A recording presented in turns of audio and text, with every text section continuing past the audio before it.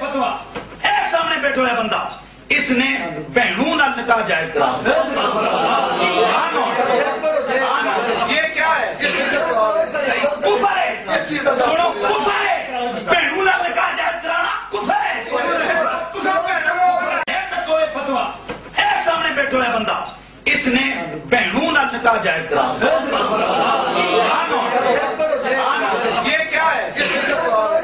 کفر ہے سنو کفر ہے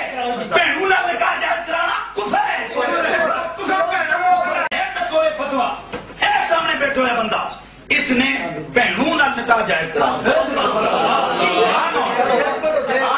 یہ کیا ہے؟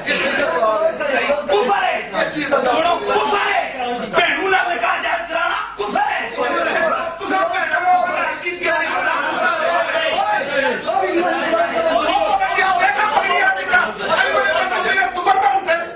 یہ دیکھیں